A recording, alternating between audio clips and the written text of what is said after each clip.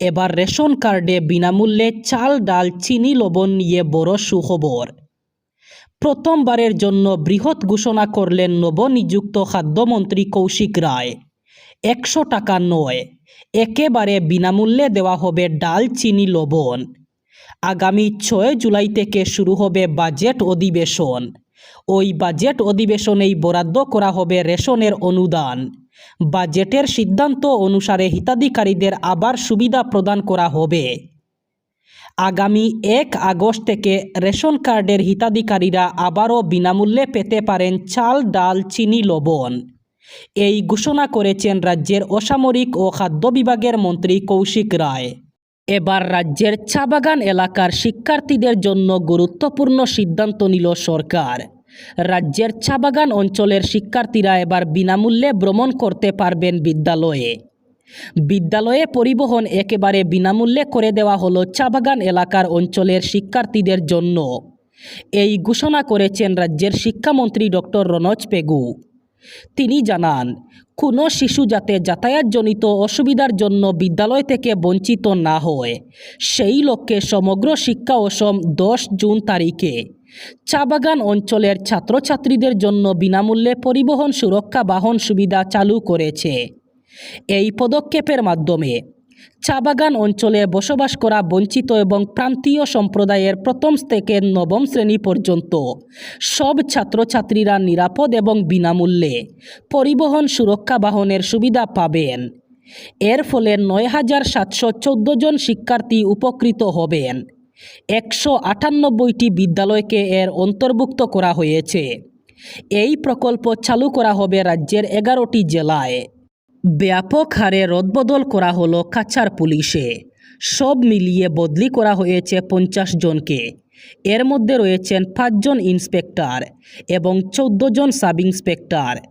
বাকি 31 জনের মধ্যে একজন অ্যাসিস্ট্যান্ট সাব ইন্সপেক্টর সহ লেন্স নায়েক ও কনস্টেবল পদমর্যাদার পুলিশ কর্মী। 5 জন ইন্সপেক্টরের মধ্যে কাঠিগড়া থানার ওসি নীলকমল বড়ুয়াকে বদলি করা হয়েছে সুনাইয়ের সিআই হিসাবে। এমটিআই নব শইকিয়াকে বদলি করা হয়েছে কাঠিগড়া থানার ওসি। সিআইসিটি মিরাজ দলেকে বদলি করা হয়েছে শিলচর থানার অ্যাটাচ অফিসার হিসাবে। জয়পুর থানার ওসি এলবার্ট লালিয়েজৈলকে করা হয়েছে আরআই। সঙ্গে এমটিও হিসাবে অতিরিক্ত দায়িত্ব থাকবেন তিনি। আর শিলচর সদর থানার কর্মরত চিরঞ্জিত কুমার বরাকে করা হয়েছে সিআইসিটি। আসন্ন মহরম উদযাপন যাতে নিরাপদ, শান্তিপূর্ণ এবং সুসংহতভাবে সম্পন্ন হয় তা নিশ্চিত করতে জেলাশাসকের সম্মেলন কক্ষে একটি গুরুত্বপূর্ণ পর্যালোচনা বৈঠক অনুষ্ঠিত হয়েছে। এই উচ্চ পর্যায়ের বৈঠকে সভাপতিত্ব করেন হাইলাকান্দির জেলা কমিশনার অভিষেক জৈন। বৈঠকে উপস্থিত ছিলেন সিনিয়র পুলিশ সুপার অমিতাভ সিনহাও। আলোচনাকালে বিভিন্ন মহরম ও মসজিদ কমিটির সদস্যরা পূর্ববর্তী বৈঠকের প্রতিশ্রুতি পুনর্ব্যক্ত করে জেলা প্রশাসনকে সব স্তরে পূর্ণ সহযোগিতার আশ্বাস দেন। মহরম উৎসব যাতে নির্বিঘ্নে সম্পন্ন হয় তার জন্য কমিটির সদস্যরা স্থানীয় স্তরে সভা করার পরিকল্পনার ঘোষণা করেছেন। তৃণমূল স্তরের এই বৈঠকগুলির মূল উদ্দেশ্য হল নাগরিকদের মধ্যে সচেতনতা বৃদ্ধি করা, যাতে তারা কঠোরভাবে আইন শৃঙ্খলা মেনে চলেন এবং মহরমে একটি শান্তিপূর্ণ পরিবেশ বজায় রাখেন। জওহরলাল নেহরুর রেকর্ড ভঙ্গ করে এবার দীর্ঘ সময় প্রধানমন্ত্রী হিসাবে হয়ে থাকার নজির গড়ে তুললেন প্রধানমন্ত্রী নরেন্দ্র মোদী। দেশের শীর্ষে প্রধানমন্ত্রী নরেন্দ্র মোদী লাগাতার সবচেয়ে বেশি দিন প্রধানমন্ত্রী হিসাবে কার্যভার পালন করা প্রধানমন্ত্রী হিসাবে প্রথম স্থান দখল করেছেন নরেন্দ্র মোদী। গতকাল এই সংখ্যা পার করেছেন তিনি। প্রধানমন্ত্রী নরেন্দ্র মোদীর কার্যকালের মেয়াদ হয়েছে 4399 দিন। দ্বিতীয় স্থানে রয়েছেন প্রাক্তন প্রধানমন্ত্রী জওহরলাল নেহরু। তিনি 4318 দিন কার্যভার পালন করেছেন। 3 নম্বরে রয়েছেন ইন্দিরা গান্ধী। তিনি পালন করেছেন 4077 দিন।